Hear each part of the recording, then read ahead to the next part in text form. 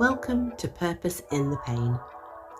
This blog is dedicated to exploring topics surrounding abuse, supporting survivors and promoting awareness of abuse, its impact and what we can all do to engage with, support and promote healthy relationships.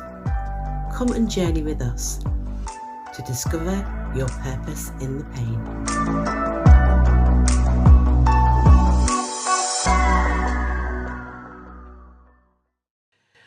I was flicking through my news feed this morning and I spotted an article about things that are now considered illegal under the new Domestic Abuse Act. So obviously, with my background, I was curious, and so I clicked it open and scrolled through a list of 10 things that are now considered crimes.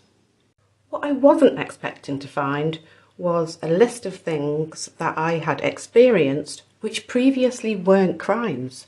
Honestly, I nearly choked on my coffee when I realised, and it made so many other things make more sense.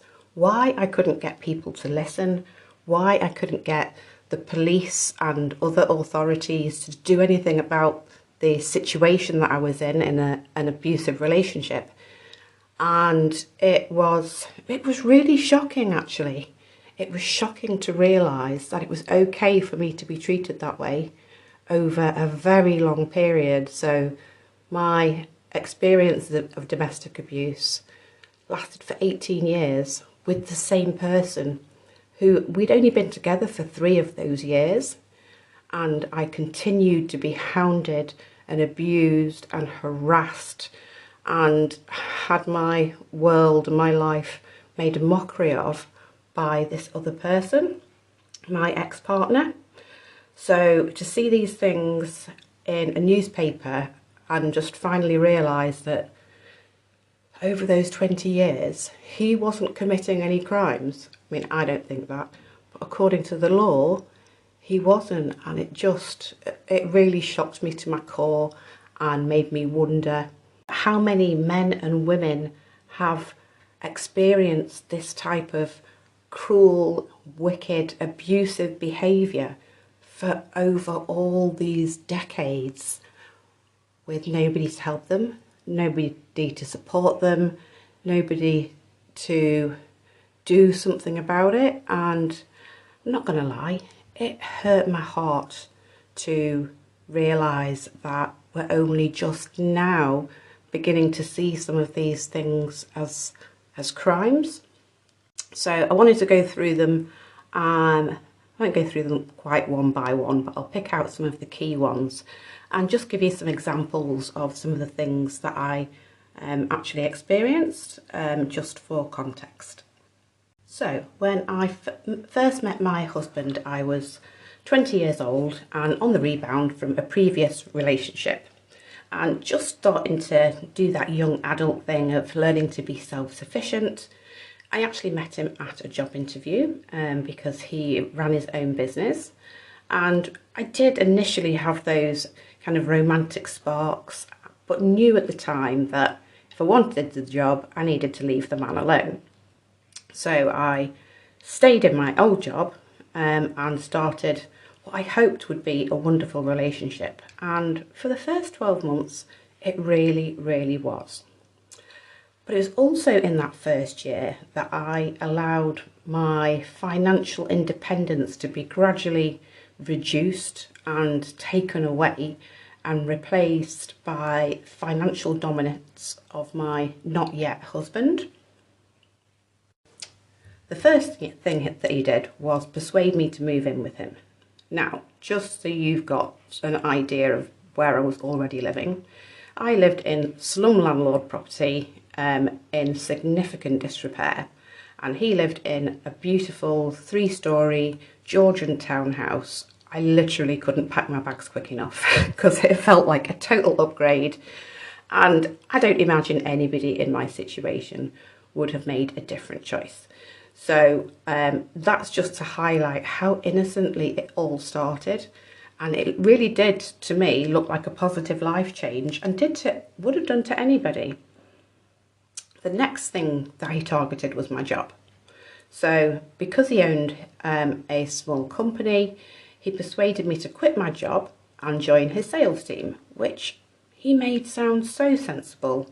He talked about us working together, investing in our own business together, building up our own financial stability, all the while spending more time together. And when I moved and started working with him, I actually loved it. So that just kind of put my barriers down even more, because he seemed like he was absolutely spot on. This was a really good thing. Now, just to give you a little bit of a taste of who he was a smart, intellectual, charismatic guy who was always the centre of attention. He had a large group of friends who all seemed to worship him in one way or another. Now, if I could go back in time and talk to myself, I'd literally turn up with a giant red flag to my younger self and be like, abort, abort. But unfortunately, I got sucked in and became enthralled like everybody else did. He was financially well off, and he kind of used his affluence to make sure that if anyone had a need, he met that need immediately. He was very overgenerous. So very quickly, everybody around him owed him something, whether that was financially or he'd done them a favour or connected them. And so it meant that when he made a request of you, you felt obliged to say yes because you were already indebted to him. So for me, this meant things like he bought me a new mobile phone, which I was, delighted about. But I eventually worked out that the mobile phone came with strings. So he'd bought me a new mobile phone, which included the contract and the SIM card. And then every month he would make me sit down with him and go through the phone bill. Back in the days when we had, actual paper bills would arrive through the letterbox. And he would make me sit there and go through every single itemised call to check who it was that I had called. Now, bearing in mind that we lived together and worked together, there wasn't really that much time when I wasn't actually with him. So his kind of I assumed it was this weird jealousy, which seemed a little bit cute, that he was concerned who I was talking to and things like this. But it really got out of control very, very quickly. This very controlling nature meant that he didn't want me going places without him, which included not being able to see my friends without him, not being able to see my family without him. But then when I would make a request to see friends or family, he was too busy, so I wouldn't be able to go. And then at the same time, still having these paranoid monthly conversations over the mobile phone bill, when I'm like, we literally haven't been apart from friends and family who there's nobody else for me to be in contact with. But his jealousy, honestly, it turned into a creature all of its own and dominated my entire life. A couple of months after the whole mobile phone and phone bill checking happened, then next was my wages and my kind of independent salary that I was earning from his business. So his pretext was that because he paid all of the bills at the home that we now shared, that he needed my salary to pay those bills. And then I was just given a small allowance each week. And that allowance, I had to show receipts of everything that I had spent each week. And then any small amount of money that wasn't accounted for turned into these huge arguments about I must have a boyfriend, or that I was seeing somebody and I was having these mystery affairs. But this was in complete contrast to our public image, where he was buying me gifts, clothing, jewellery, makeup, and again was very extravagant with me materially. I think in a sense to almost buy my compliance. Eventually I ended up like a living doll, because he would insist on what I had to wear.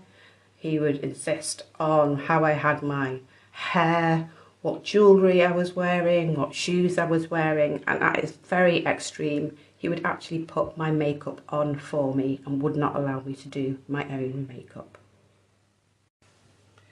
Now, at this point, in my naive little mind, I still really believed that he loved me, and I definitely loved him, and I could not for the life of me work out what was happening and why it was happening. It was like I knew there was a problem, but I couldn't quite put my finger on what the problem was, and domestic abuse was the farthest thing from my mind. In fact, I'm not even sure I'd really heard of the term at the point where it all started. I mean, the fact was, I was fed, I was clothed, I was living in a nice home, he'd bought me a car, I'd got a good job, we were living a really affluent lifestyle, we took about 3 or 4 holidays a year, we were always going out to restaurants and nightclubs, and from the outside it looked like I had the most amazing life, and partly I did. On the flip side, I was so controlled and frightened of losing this relationship, frightened of losing the lifestyle, trying my hardest to please the man that I loved, that I was kind of trapped in this whirlpool of knowing what it looked like but felt wrong. Like something looked one way but it felt something completely different, and I had no idea how to get out. So at the time, my answer to trying to work through this was compliance. I thought that if I did everything that he wanted, he'd be happier, he'd be calmer, less jealous, and we could just get on with loving each other. And it was so many years later before I actually understood that there was nothing I could have done to fix him or the relationship. I think the ultimate low point for me was my actual marriage proposal. So a lot of this had gone on before we were even married. And I say it's a proposal when in reality it was closer to being blackmailed than being proposed to. So I came home one day to find that he'd packed up all of my belongings into black bin liners because this is what he said, he'd found out that some of my friends, found out from some of my friends that I used to take some pretty hard drugs, which is true. But despite being clean at the time, I hadn't used for in a couple of years by this point, he took the opportunity to use that information and bullied me into an ultimatum there and then. And his ultimatum was this, that I either married him and agreed to live by his rules there and then, or I picked up those bin bags with everything I owned, walked out the door and never came back. And I had to make this decision in the next 5 minutes, or that he was going to make it for me. Now, I can probably imagine that you're probably screaming at me on the other end of this podcast, like, run away, run away. And yeah, I totally should have run like the wind, but I was young, I was in love, I wanted to make this relationship work, and I still believed, even then, that by giving him what he wanted and complying with what he wanted, that this was the way to make him happy. So I agreed. We were married within the month, and that final piece of my freedom was taken from me. I was now locked to a man who wanted to keep me captive. So going back to the article, there were some key things in there that made me really happy, really, to see them being acknowledged. So things like financial abuse, controlling behaviour, coercive control. Those were all things that I lived under daily for many, many years and didn't have a way to explain it or express it appropriately at the time. And I'm so glad now that we have the right language, we have the right context, there's a lot more understanding about these types of abuse. And I hope and I pray that anyone listening who recognises any of the situations that I've raised in their own lives, or maybe with a friend or loved one, to please go and seek help. There's lots and lots of organisations available to support people who are experiencing domestic abuse. I mean, just to give you a little bit of hope, even after being under those sorts of circumstances for nearly 20 years, I am free, I am happy, I live a very independent and full life. So there is life after domestic abuse, there's life after abuse of all kinds, and this is not to say that it doesn't take time to heal. It's taken me a long time to heal. I've done many hours of therapy, both formal and informal types of therapy. And I continue to look after myself physically, mentally, emotionally and spiritually. So yeah, that's it for now, guys. I thank you so much for tuning in, and until next time, I hope you find your purpose in the pain. You've been listening to Purpose in the Pain with your host, Donna Ward.